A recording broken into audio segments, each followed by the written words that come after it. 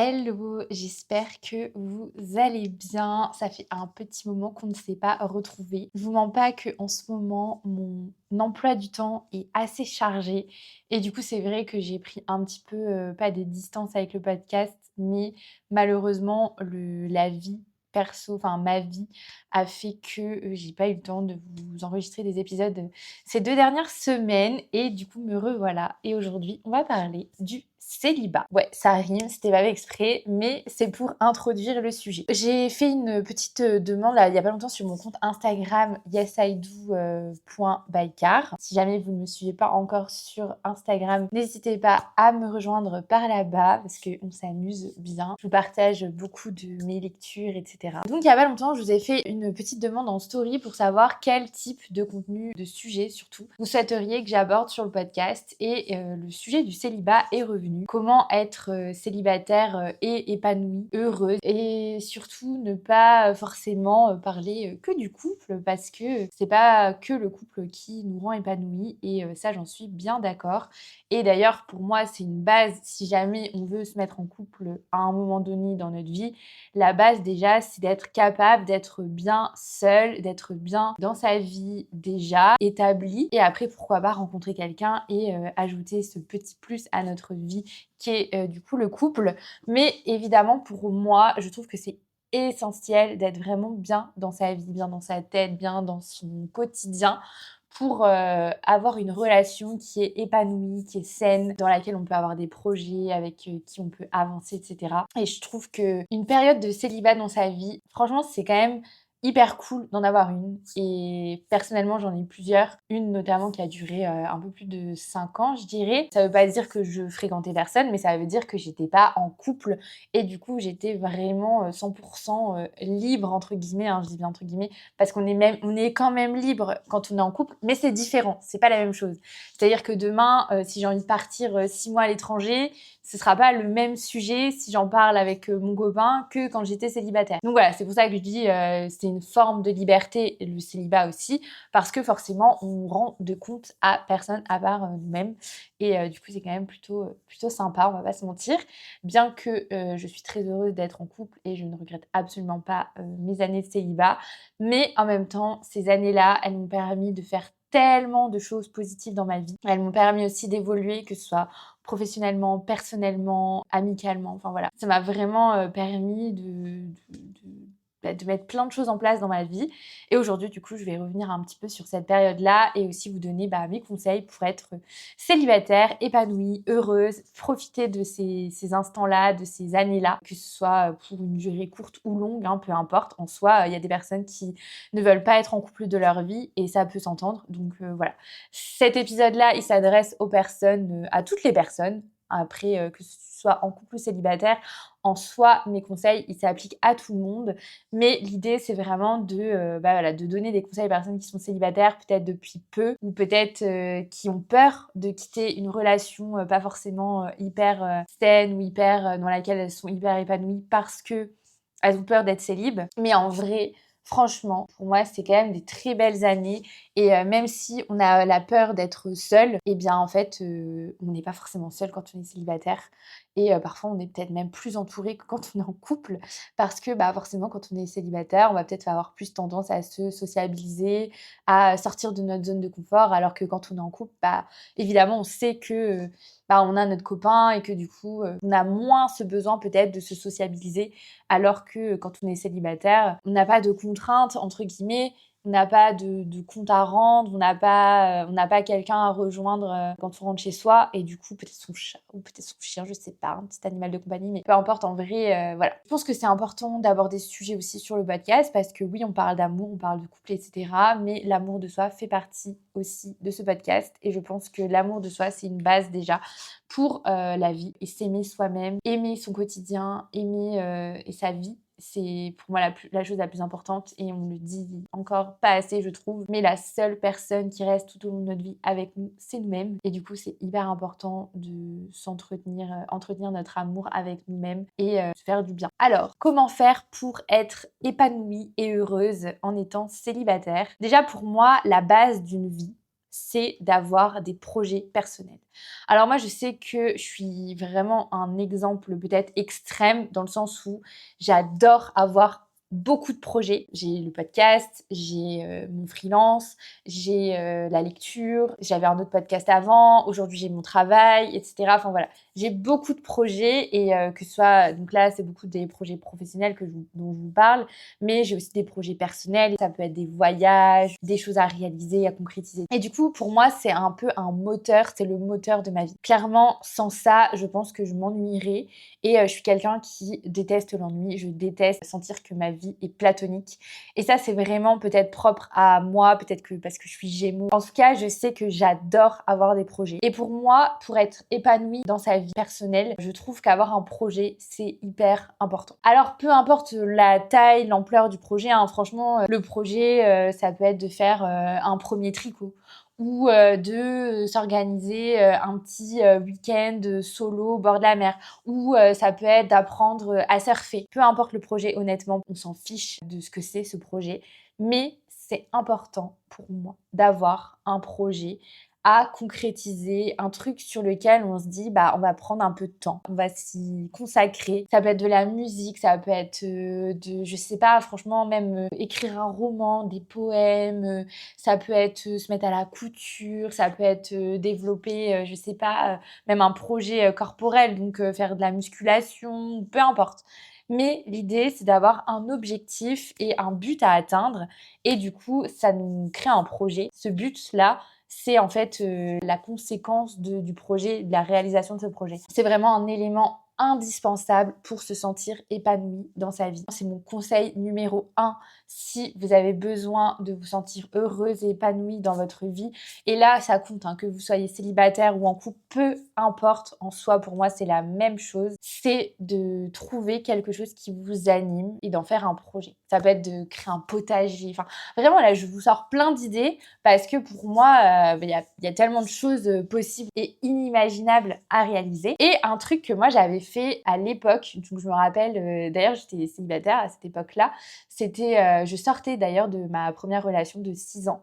Donc, j'étais fraîchement célibataire, je ne savais pas ce que c'était d'être célibataire d'ailleurs. Du coup, à cette époque-là, j'avais décidé de créer une liste, un peu une bucket list. C'est une liste de tous les projets, de toutes les choses que je souhaiterais réaliser dans ma vie. Alors, il n'y a pas de date limite, ça peut être vraiment à 80 ans, comme à 32 ans, peu importe. Je vais vous montrer un peu à quoi ça ressemble pour ceux qui regardent sur YouTube. Et en gros, bah, c'était une note avec une soixantaine de choses à faire dans ma vie. La première, c'est voir des aurores boréales. Après, j'avais mis aller à un festival à l'étranger, nager avec des dauphins. Après, des trucs vraiment bêtes, hein, mais manger un cookie chez Levain Bakery à New York, ça c'est fait. Voir une comédie musicale à Broadway, ça c'est fait. C'est plein de petites choses que j'ai mis dans ma liste. Voilà, il y a écrire un livre. Ah, bah d'ailleurs, je viens d'en cocher une. J'avais oublié de la cocher celle-là. Voilà, j'avais mis faire un tatouage, etc. Enfin, vraiment, beaucoup de choses que je voulais faire dans ma vie. Et du coup, je me suis dit, bah, tu sais quoi, tu vas te faire ta liste. Bon, là, il y a encore beaucoup de choses que j'ai pas faites et que j'ai à faire dans ma vie. Mais en fait, je trouve ça vraiment trop chouette et ça me permet vraiment de... Je sais pas, ça me donne un peu des objectifs de vie et de me dire, bah voilà, j'ai envie de, à la fin de ma vie, de me dire, bah waouh, j'ai réalisé plein de choses sur de tous mes rêves que j'ai. Bah j'en ai réalisé plein. Et là, bah voilà, là c'est tous les trucs que j'ai cochés et tout. Et je me dis, bah c'est trop bien, j'en ai déjà coché pas mal alors que j'ai que 30 ans. Et du coup, je me dis, il me reste tellement d'années devant moi pour réaliser la suite. En tout cas, je me le souhaite. Mais voilà, donc j'avais mis faire un safari, apprendre la salsa, voilà, courir un semi-marathon, ouvrir mon salon de thé. Plein de petites choses qui me motivent dans ma vie et qui me donnent envie, en fait, de me lever le matin, qui me motivent, en fait, à avancer dans ma vie et surtout à me dire, bah voilà, t'as des objectifs et c'est un peu un moteur. Et je pense qu'on a tous besoin de moteurs dans notre vie. Et du coup, ouais, vraiment mon premier conseil et vraiment le plus important, je pense, c'est vraiment d'avoir vos propres projets, vos propres objectifs et faire en sorte de les réaliser. Ensuite, Mon deuxième conseil, il est un peu relié au final avec ce projet, c'est de trouver plutôt des activités dans votre quotidien qui vous font du bien. C'est très important d'avoir des moments où on se déconnecte, un peu des temps calmes. J'aime bien les appeler mes temps calmes. Alors personnellement, pour moi, ça va être la lecture, ça va être le coloriage, ça va être d'aller à la salle de sport ou de faire mes cours de pole dance. Enfin voilà, toutes ces activités-là, ça me fait trop du bien. Et je sais que c'est des temps calmes pour moi et c'est hyper important en fait d'avoir ces activités-là dans sa vie pour un peu rythmer son quotidien parce que sinon on va vite rentrer dans le truc du métro boulot dodo et je sais que personnellement c'est un peu une phobie pour moi ce rythme-là et bien que je sois aujourd'hui en CDI et 35 heures, pour moi c'est très important d'avoir en plus de son travail, de son gros projet aussi, d'avoir des activités un peu quotidiennes qui nous font du bien. Alors je sais qu'il y a des personnes ça va être de cuisiner, il y a des personnes ça va être d'écrire, ça va être de regarder des vidéos YouTube, enfin peu importe. Mais et encore, regarder des vidéos YouTube, c'est peut-être pas une activité là, c'est peut-être plus vraiment un temps off plus. Mais peu importe en soi, moi j'adore regarder des vidéos YouTube, ça me déconnecte aussi, ça me fait du bien. Donc voilà, peu importe ce que c'est, mais l'idée c'est vraiment de trouver ces activités qui vous font du bien et qui rythment un peu votre quotidien de manière positive. Mon troisième conseil, ça va être de vous construire une routine positive. Qu'est-ce que c'est une routine positive? Alors, je vais vous faire un parallèle entre deux vies, entre guillemets, que j'avais et que j'ai aujourd'hui. À l'époque, quand j'avais peut-être 25 ans, on va se dire, et un peu plus âgée aussi. Je me levais assez tard, je faisais des grasses matinées jusqu'à midi, je me couchais super tard, genre vers 2 heures du mat, je sortais beaucoup, je faisais beaucoup la fête, j'avais un rythme de vie pas très sain et du coup, forcément, j'avais une routine pas très positive parce que, voilà, j'étais entre faire la fête, beaucoup m'amuser et pour moi, c'est hyper important de faire la fête et de s'amuser, mais peut-être à petite dose par rapport à ce que je faisais par exemple à cette époque-là. Bon, je dis à cette époque-là, mais c'est il y a pas si longtemps, hein. Franchement, ça doit faire peut-être 2 ans. Là, je vais avoir 31 ans en juin, donc ça doit faire, 2 ans que ma routine, elle a quand même beaucoup changé et qu'elle s'est vivement améliorée et que je me sens beaucoup plus épanouie, aujourd'hui que, il y a 2-3 ans, par exemple. Parce que j'ai mis des choses en place dans mon quotidien, une routine qui me fait du bien et ça peut paraître un peu boring pour certaines personnes, mais pour moi, vraiment, j'ai vu le changement. J'ai vu que ce soit le changement sur ma peau, sur mon état d'esprit, sur mon quotidien en général, sur mon énergie, enfin vraiment le jour et la nuit. Et du coup, c'est quoi pour moi une routine positive? Je vais pas du tout vous dire de vous lever à 5 heures du mat ou quoi parce que c'est pas du tout mon cas. Par contre, je me lève quand même relativement tôt. Je me lève entre 7 heures et 8 heures, ça dépend des moments, ça dépend de ma fatigue, mais j'aime bien me lever assez tôt, prendre mon temps le matin, prendre le temps de faire un vrai petit déjeuner, de me doucher, de me préparer, de lire un peu. Des fois, je m'occupe un peu de mes projets justement le matin avant de partir au travail. Enfin voilà, ça dépend. Des fois, je vais avoir la flemme, je vais juste regarder une vidéo YouTube et avoir envie de me déconnecter ou regarder une série. Mais en fait, c'est juste d'avoir un peu une routine assez slow le matin qui me permet déjà de me réveiller tranquillement et aussi de profiter en fait de ma journée avant d'aller au travail et d'être enfermée pendant 8 heures à peu près dans un bureau. C'est ça pour moi une routine positive, c'est déjà de prendre soin de soi. Donc se lever tôt, alors tôt, peu importe à quelle heure tu te lèves, hein, mais un petit peu plus tôt que ton horaire normal. Tu vois, si par exemple tu es du genre à te lever à 9-10 heures, essaye peut-être de te lever, à 8h30 et puis après à 8 heures. Enfin voilà, moi je sais qu'avant je me levais jamais, rarement, les week-ends surtout, jamais avant 9-10 heures, hein. C'était très rare que je me lève avant. Pour moi 8 heures c'était hyper tôt alors que pour moi 8 heures, limite aujourd'hui je me dis: «Ouh, j'ai fait grasse mat quoi». Donc voilà, mais à côté de ça, je me couche aussi un peu plus tôt qu'avant. Là, on va dire à 23 heures minuit, généralement, je dors, alors qu'avant, à minuit, c'était l'heure où j'allais me coucher et que, je pouvais encore traîner sur mon tel jusqu'à 1 heure, ou 2 heures du matin et du coup, je dormais pas beaucoup. J'étais fatiguée, du coup, c'était un peu un rythme pas très sain et franchement, je trouve que pour justement développer son bonheur, d'être, plus épanouie et de se sentir vraiment, bien dans sa routine et bien, pour moi, c'est vraiment vraiment important de justement mettre des choses en place pour se sentir bien dans sa tête et du coup, se lever tôt, prendre du temps pour soi le matin, faire sa petite skincare, manger un bon petit déjeuner, voilà, avoir une vie avant le travail et aussi une vie après le travail, c'est hyper important. Moi, je sais qu'après le travail, généralement, je rentre, soit je m'habille et je vais à la salle de sport, soit je me pose, je lis, je travaille un peu sur mes projets, soit là, je me pose, je cuisine un petit truc, je me pose devant une série ou YouTube. Mais voilà, avoir un quotidien, une routine qui te met dans un bon état d'esprit, qui te fait te sentir bien. Et en fait, ça, c'est extrêmement important. Et encore une fois, que tu sois célibataire ou en couple, pour moi, ça n'a aucune différence. Mais c'est vraiment ça, c'est de se dire que tu te priorises aussi, tu priorises ton bien-être mental, ton bien-être physique pour justement sentir que tu es bien dans ta vie.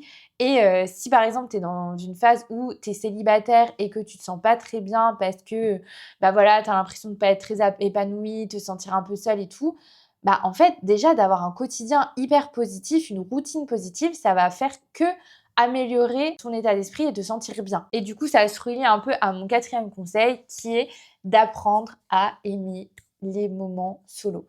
Je sais qu'il y a beaucoup de personnes qui n'osent pas quitter une relation par peur d'être seules ou qui sont célibataires et qui se sentent très seules. Et pour moi, en fait, c'est très important et d'ailleurs, je le travaille aussi personnellement parce que j'ai du mal à être seule aussi. J'aime beaucoup être entourée, j'ai besoin de si je suis pas avec mon copain, j'aime bien voir mes amis, ma famille, quelqu'un de très social et j'adore, voilà, je suis tout le temps, c'est rare, vraiment, c'est très, très rare les moments où je suis seule et du coup, j'essaye petit à petit d'apprendre justement à aimer et à m'octroyer des moments solo et aujourd'hui, je le fais un peu plus, hein, franchement, genre, je sais qu'il y a, au moins un soir dans la semaine où, je vais me faire vraiment une soirée solo en date avec moi-même et même si c'est à l'appart, c'est cool et j'ai aucun problème aussi à aller dans un petit café toute seule et cetera. Vraiment, j'adore. D'ailleurs, cette semaine, j'ai hésité à me faire un solo date au cinéma. Je l'ai jamais fait et je me suis dit: «Ah, ça serait cool de tester et tout». Bon, au final, je l'ai pas du tout fait, j'avais pas le temps et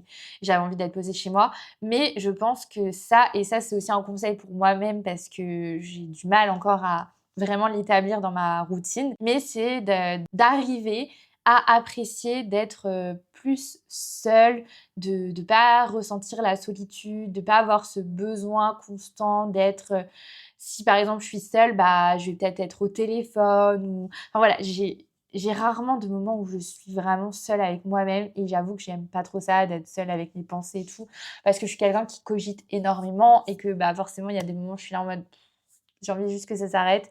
Et puis, voilà, on est des humains, on est des êtres sociaux et on a besoin aussi d'être entouré, d'avoir des amis, un entourage. Je pense que c'est aussi important d'arriver à, avoir des moments solo et de les apprécier à leur juste valeur et ça nous permet aussi de se retrouver avec soi-même, d'apprendre à nous connaître et voilà, moi j'ai eu quelques petites périodes où, j'étais un petit peu «seule» entre guillemets et j'ai appris, pendant ces moments-là à, justement me recentrer sur moi, me poser les bonnes questions, apprendre, aussi à me débrouiller, vraiment, seule et cetera. Même si je suis jamais seule et je le sais que si je prends mon téléphone, j'appelle ma mère, et on va papoter pendant 1 heure. Mais voilà, j'essaye de mettre ça en place et je pense que ça, c'est quelque chose qui est hyper important aussi, d'apprendre justement à apprécier ces moments solo et je sais que quand j'étais célibataire, je fuyais beaucoup ces moments-là et c'est pour ça que j'étais rarement, chez moi ou si j'étais chez moi, j'avais toujours quelqu'un qui était là et cetera.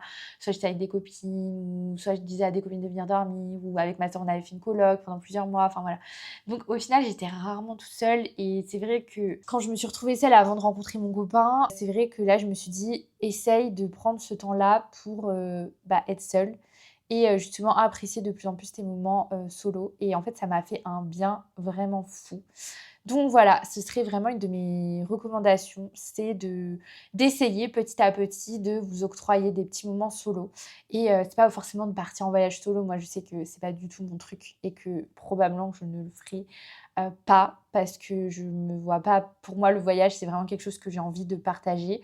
Mais je sais qu'il y a beaucoup de monde, qui le font et qui adorent.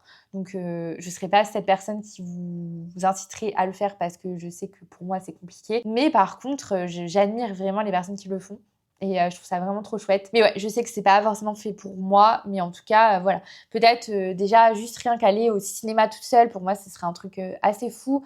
Voilà, faire un restaurant seul ou trouver quelque chose. Alors, pas forcément un restaurant le soir, parce que je sais que c'est un peu plus bizarre. Mais, enfin, bizarre. C'est pas bizarre, en vrai. Mais c'est plus... quand on n'aime pas être seul, comme moi, par exemple, je sais qu'aller seul au restaurant un soir, ça me paraîtrait bizarre pour moi-même. C'est pas si je vois des gens seuls au resto, je me pose même pas la question, je me dis juste ah bah tiens, ils sont seuls, tant mieux, ils kiffent. Enfin, en fait, je trouve ça ouf d'aller seul au resto et genre justement moi j'admire les personnes qui en ont rien à faire et qui osent justement. Et du coup là l'idée c'est plus de oser justement faire des choses qu'on n'ose pas forcément dans le quotidien et voilà, c'est ça que je vous inciterai à faire, c'est peut-être voilà, même je sais que pour moi aujourd'hui c'est hyper normal d'aller dans un café seul et j'ai aucun problème à manger un midi seul dans un café, franchement ça me pose vraiment zéro problème.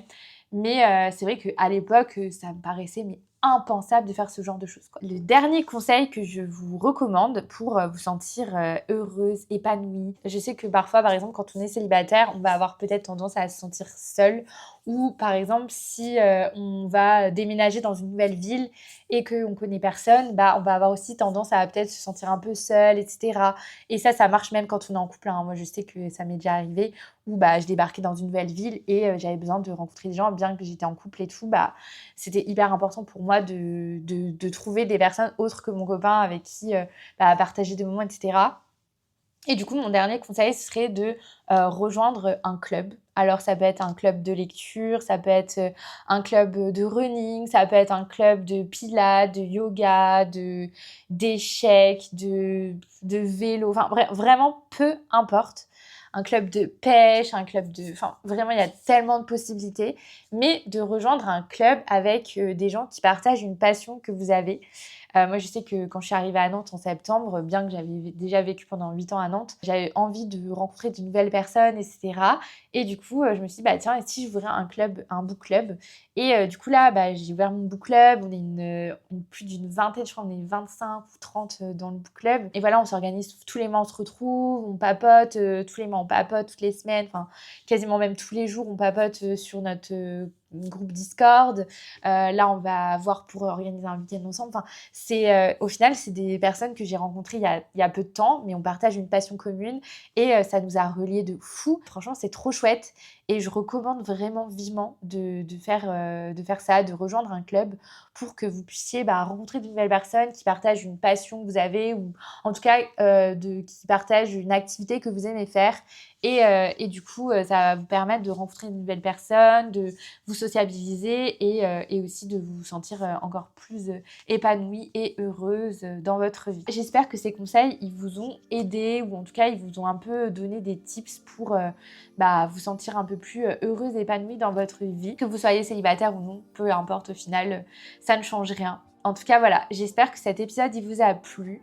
Je vous fais des gros bisous et je vous dis à bientôt dans un nouvel épisode. Des bisous!